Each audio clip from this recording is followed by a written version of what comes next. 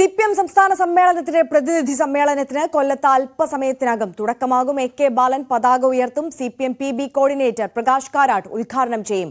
ഉദ്ഘാടന സെഷന് ശേഷം സംസ്ഥാന സെക്രട്ടറി എം.വി. ഗോവിന്ദൻ പ്രവർത്തന റിപ്പോർട്ട് അവതരിപ്പിക്കും. എ.കെ. ബാലനാണ് സമ്മേളന നടപടികൾ നിയന്ത്രിക്കുന്ന പ്രസീഡിയത്തിന്റെ അധ്യക്ഷൻ. ഭരണ തുടർച്ച പ്രതീക്ഷ പങ്കുവച്ച മുഖ്യമന്ത്രി വികസന പ്രവർത്തനങ്ങൾ തുടരാനുള്ള അവസരം വീണ്ടും ലഭിക്കുമെന്നും അക്കാര്യത്തിൽ വിശ്വാസമുണ്ടെന്നും ദേശാഭിമാനിയിൽ എഴുതിയ ലേഖനത്തിൽ കുറിച്ചു. വി അരുൺ കൂടുതൽ വിവരങ്ങളുമായി സമ്മേളന നഗരിയിൽ നിന്ന് നമുക്കൊപ്പം ചേരുകയാണ്. അരുൺ, അടുത്ത 5 വർഷത്തെ കേരളം എങ്ങനെയായിരിക്കും എന്നുള്ള വികസന രേഖ അവതരിപ്പിക്കുകയാണ് ഇന്ന്. എന്തൊക്കെ പദ്ധതികളാണ് ഈ രേഖയിൽ വിഭാവനം ചെയ്തിട്ടുള്ളത്? അതോടൊപ്പം പ്രതിനിധി സമ്മേളനം തുടക്കമാവുകയാണ്. ഇന്നത്തെ ഒരു നടപടിക്രമങ്ങൾ അതെങ്ങനെയാണ്?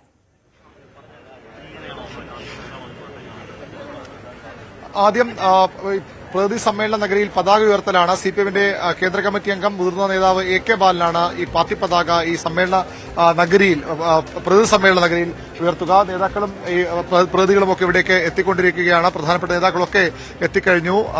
അതിനുശേഷം സിപിഎമ്മിന്റെ polit bureau coordinator Prakash Karat ഈ പ്രതിനിധി സമ്മേളനം ഉദ്ഘാടനം ചെയ്യും.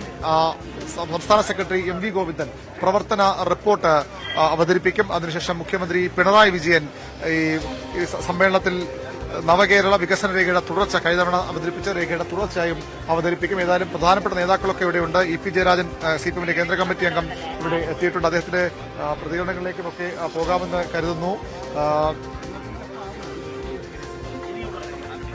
നിങ്ങളുടെ അഭിപ്രായങ്ങൾ അങ്ങനെയല്ല, 75 കഴിഞ്ഞ എല്ലാവർക്കും അല്ല, അത് നിങ്ങളുടെ അഭിപ്രായമല്ലേ?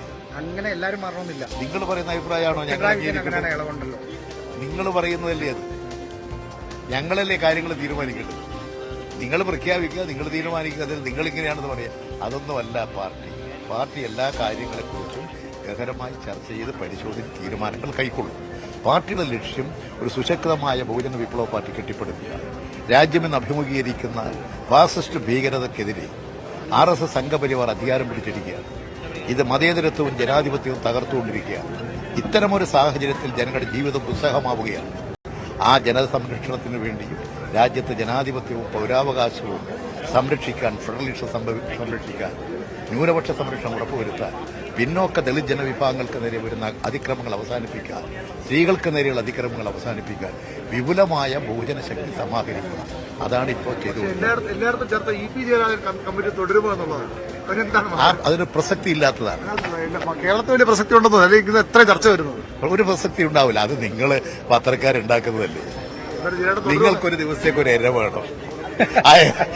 ആ എരയെ പിടിക്കാൻ നിങ്ങളിങ്ങനെ നടക്കുകയാണ്. ഈ പിണറായി വിജയൻ അവതരിപ്പിക്കാൻ പോകുന്ന നയരേഖ പാർട്ടിയുടെ നയവ്യതിയാനമാണ് എന്നൊരു വിമർശനങ്ങൾ. നിങ്ങൾ നയം അവതരിപ്പിക്കട്ടെ. അവതരിപ്പിച്ചു കഴിഞ്ഞാലല്ലേ അതിനെക്കുറിച്ച് അഭിപ്രായം പറയാ. ഞാൻ ആ നയരേഖ അവതരിപ്പിച്ചാലല്ലേ ഞങ്ങൾക്ക് കേൾക്കാൻ കഴിയും. നയരേഖ അവതരിപ്പിക്കും. അതൊരു കമ്മിറ്റി ചർച്ച ചെയ്ത് അംഗീകരിക്കുന്നതാണ്. ആ നയരേഖ അംഗീകരിച്ചു കഴിഞ്ഞാലാണ് അതിനെക്കുറിച്ചിട്ടുള്ള അഭിപ്രായങ്ങൾ വരിക. അത് എല്ലാ കാര്യങ്ങളെയും വസ്തുനിഷ്ഠമായി വിലയിരുത്തിയിട്ടല്ലേ നയരേഖ തയ്യാറാക്കുക.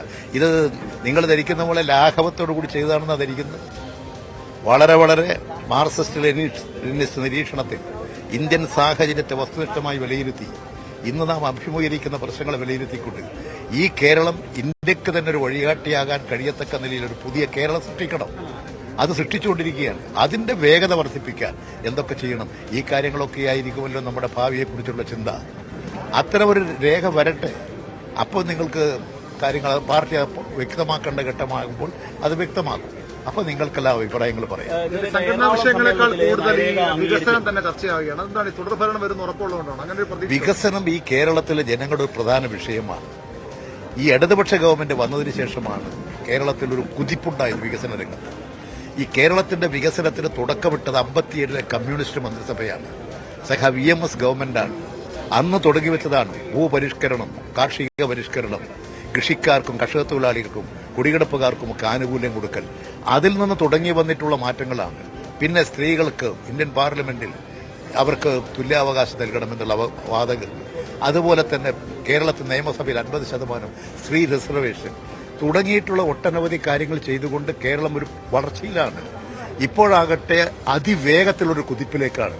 നിങ്ങൾ കേരളം മുഴുവൻ നോക്കൂ. എല്ലാ രംഗത്തും വികസനമല്ലേ. വ്യവസായം, കാർഷികം, നാടും നഗരവും ഉണരുകയില്ലേ. എത്രയാ റോഡുകളും പാലങ്ങളും സ്കൂളുകളും കോളേജുകളും. എത്രയാണ് ആശുപത്രികൾ വളർന്നു വരുന്നത്? ഇവിടുത്തെ സർക്കാർ ആശുപത്രികൾ മുഴുവൻ ഉന്നത നിലവാരത്തിലുള്ളതായി തീർന്നുകൊണ്ടിരിക്കുകയല്ലേ? ഈ മാറ്റങ്ങൾ അനുഭവിക്കുന്ന ജനങ്ങളല്ലേ ഇവിടെയുള്ളത്? 65 ലക്ഷം ആളുകൾക്ക് സാമൂഹ്യക്ഷേമ പെൻഷൻ കൊടുക്കുകയാണ്. ലോകത്തിൽ എവിടെയെങ്കിലും ഉണ്ടോ? ഇന്ത്യയിൽ എവിടെയെങ്കിലും ഉണ്ടോ? അങ്ങനെയെല്ലാം ജനങ്ങൾക്ക് ആശ്വാസം കൊടുത്ത് ജനസംരക്ഷിച്ച് ജനങ്ങളെ ചേർത്ത് പിടിച്ച് ഏത് പ്രതികൂല സാഹചര്യങ്ങളിലും ഉരുൾപൊട്ടലായാലും പ്രളയമായാലും അതുപോലെ തന്നെ മഹാമാരിയായാലും ആ ഘട്ടങ്ങളിലെല്ലാം ജനങ്ങളെ ചേർത്ത് പിടിച്ച് ജനങ്ങളെ സംരക്ഷിക്കുന്ന ഒരു നയമാണ് ഇടതുപക്ഷത്തിന്റേത്. അതാണ് ഇടതുപക്ഷ ഗവൺമെന്റ്. ആ ഗവൺമെന്റ് ജനങ്ങൾ ഇഷ്ടപ്പെടും, സ്നേഹിക്കും. ഇടതുപക്ഷ ഗവൺമെന്റ് പിന്നെന്താ സംശയം? ആർക്കാ സംശയം? നിങ്ങൾക്ക് പോലും ഇല്ലല്ലോ. നിങ്ങളും പറയുന്ന ഇടതുപക്ഷ ഗവൺമെന്റ് വരുമെന്നില്ലേ?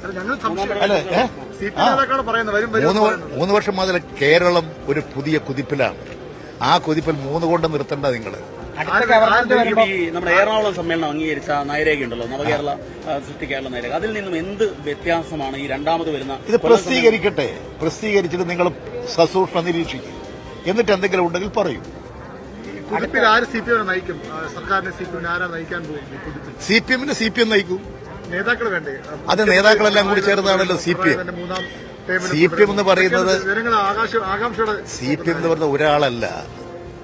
സിപിഎം എന്ന് പറയുന്നത് ഒരു പാർട്ടി, അതിന്റെ നയങ്ങൾ, അതിൽ നിന്ന് തെരഞ്ഞെടുക്കപ്പെടുന്ന ആളുകളെ ചുമതലയേൽപ്പിക്കുകയാണ്.